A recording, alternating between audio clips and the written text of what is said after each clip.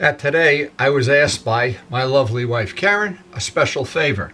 Take a break from polishing motorcycle parts and polish up these candlesticks. And these are 100-year-old candlesticks that were part of our family, part of Karen's family, and they brought them from Russia. So these are priceless heirlooms. Now, the reason she wants to clean them up and polish them a little bit is we're going to give these to our daughter Stacy, because she has taken over some of the celebrations of the Jewish holidays, and these of course are heirlooms that we don't want to wait until we die to give them to her. But I don't want to give them to her looking like this, so I volunteered today, and it really isn't a great riding day anyway. I like to think I'm a hero, but I'm not really a hero. I didn't invade Normandy or anything. But anyway, I want to show some of the tricks. Polishing, see, here's what it is. Polishing motorcycle parts, relatively easy. If you can unbolt a part off a motorcycle and polish it, and you know how to polish it, and you have the little Harbor Freight wheel, it's a piece of cake. And it changes the whole look of the motorcycle. In fact, on the bike that we're going to restore, I bet there's 15, 20 parts I've done that to. The clamp for the handlebars, all the levers. Every bike has parts that if you polish them, to me, it'll just look a lot better. But anyway, we'll make a little labor of love out of this today and see what we can do to keep this in the family. It's come all the way from Russia. It's in Rutherford, New Jersey, and obviously it's going to outlive me. They're in better shape than I am. Now, what I wanted to do, the first thing is there's wax in here. I try to get where the candle is, scrape that off. And of course, a tip, if you've never done any of these that have wax, you can put them in a refrigerator. It makes it easier to scrape it off. I don't have the time right now. I wanted to just get a razor blade. You can see it's coming right off. Get as much of the residual wax off as I can. But if something were not to come off, you can put it in the freezer, freeze it, or I guess you could take a propane torch and heat it. I don't know. If you're doing motorcycle parts, of course, you don't have wax on them, but these do have wax. So, and when you have something that's really, in this case, irreplaceable, I really like to do this and make it as special as I can. And I think, given the fact these are in pretty nice shape, should be a relatively straightforward, easy job. So I did notice these do come apart, of course. They have I'd like not to take them apart if I can, just because I'd like to keep this intact. I'm looking at what would be the advantage of taking these apart. Now, Karen and I, when we moved into this house almost 30 years ago, we bought a lot of antiques, refinished a lot of the furniture that's in the house, and I polished a lot of brass, including the chandeliers and things that are in the house. So this should be relatively easy. But see, the first step is to get all of I call it the oxidation off. A lot of ways to do that.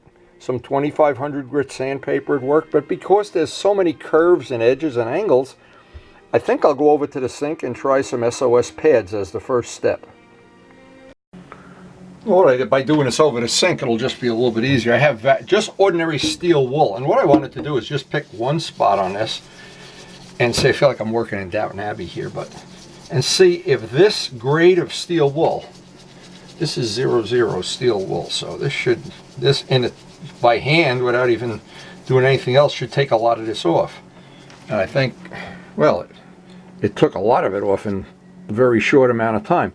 But I think to make it even easier, and I wanted to show this once I try this, I have ordinary SOS pads which are a little bit rougher, and the soap on them tends to just flush away the residue, which when you're doing regular steel wool, it builds up in a steel wool and you got to keep rotating the pad. So I just was wondering to see if this is an even better alternative here.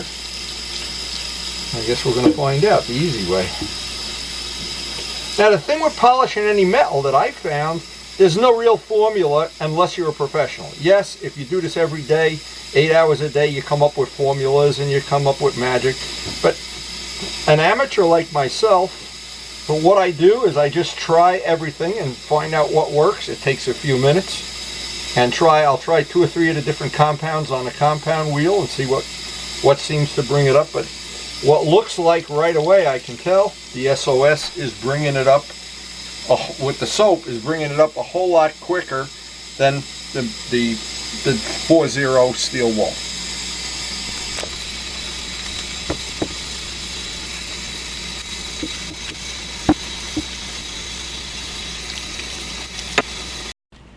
So now most of the grit is off. These are oxidation stains. Now what I'm going to do is go over to the buffing wheel and try the roughest compound first, which is the black. The red is the intermediary, and then white final. Now in a perfect world you'd have 3 buffing wheels. We don't. We just rake the wheel, and we're not doing that scientific of a job here, but I think that's going to come out nice. This is all heavy oxidation, and this is a rough surface. Now I don't want to disturb that surface, but I would like to polish it and get as nice of a finish on this as I can. Now in the case of this, what I do is I just have ordinary candle wax. I wax the wheel as step 1.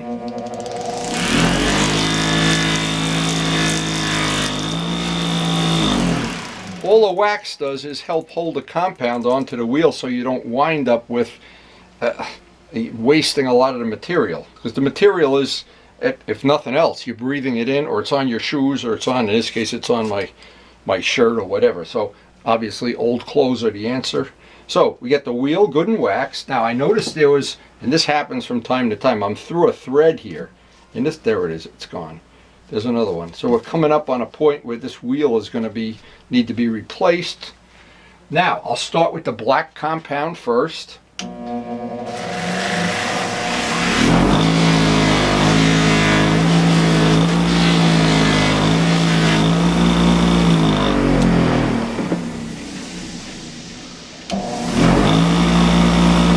Now just do a little test spot.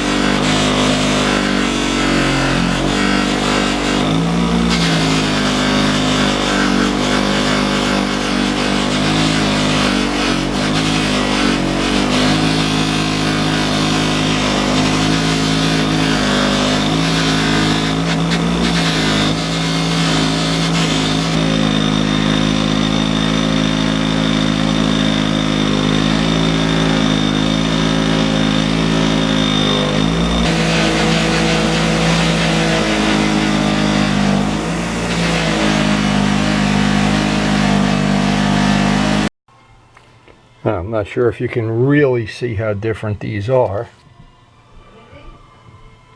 These polished up beautifully. Now everybody knows I like polished motorcycle parts because it makes keeping the bike nice and clean a lot easier.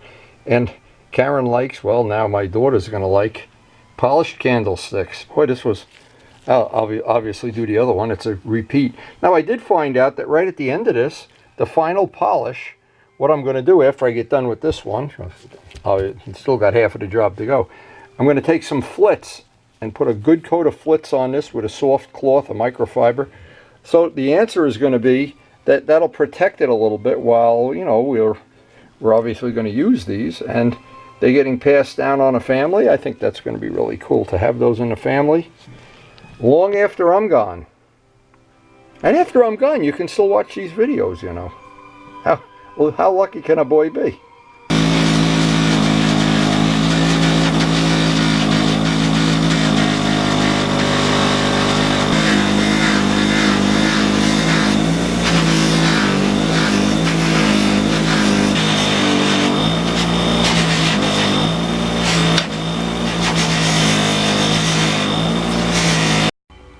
Now this is just one polishing video on my channel. There's over 1,600 videos now, and I'm sure at least 40 or 50 of them are devoted to polishing parts and polishing motorcycle parts and whatever. We love to share the information. We always look forward to watching what other people put on YouTube too. Maybe make us a little smarter if possible.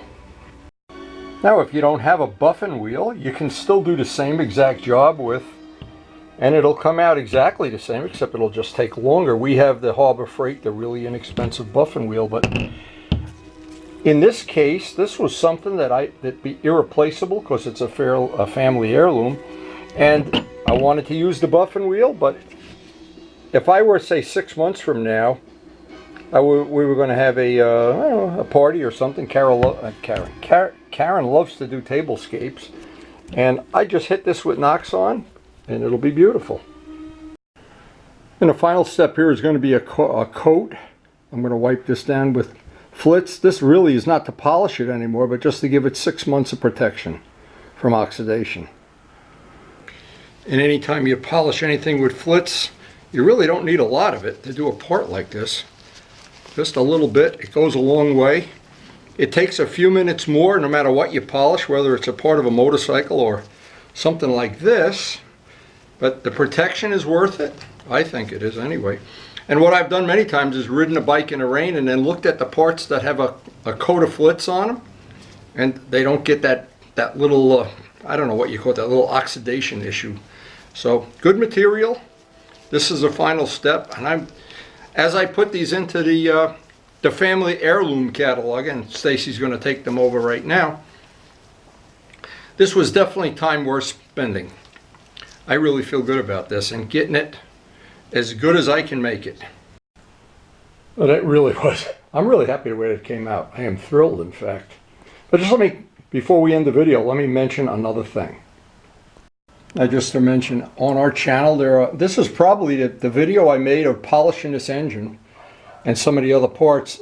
I think is one of the most popular ones. I think it's got over 1 million hits the last time I looked. But the part that I'm the most proud of is I've seen other people that have sent me pictures and emails of saying, wow, that really helped. Some of the tricks, some of the tips. Sharing the information is a very enjoyable thing to me. Now, an example, we polished the fork legs on this bike when we did the restoration. Again, easy peasy stuff. Once you're familiar with using the rouges on the wheel and raking the wheel, and there's plenty of video out there of doing it in detail. Just look through the channel, there's 1,600 videos. Polishing up the cases and the heads and everything on the RD engine. Again, there's no money involved. It's just a labor of love. There's probably 50 or 100 little parts, top triple trees. These are polished. Before I had the custom levers, the levers were polished. The frame on this bike is polished, and boy, was that ever a labor of love.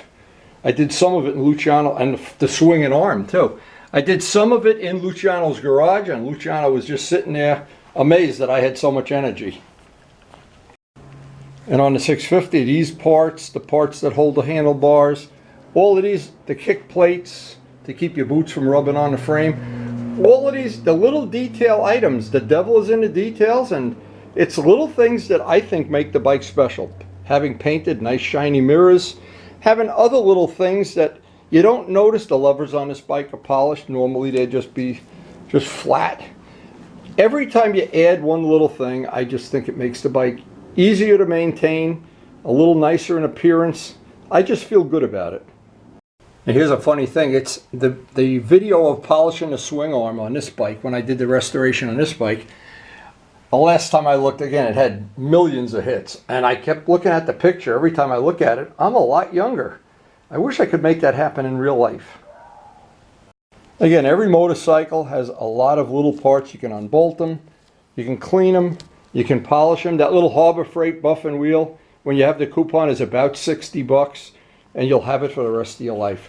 And every little part you can take off and do. It's just a nice little upgrade. It costs almost no money. I shouldn't say no money. It probably costs 10 cents a part to polish the compounds.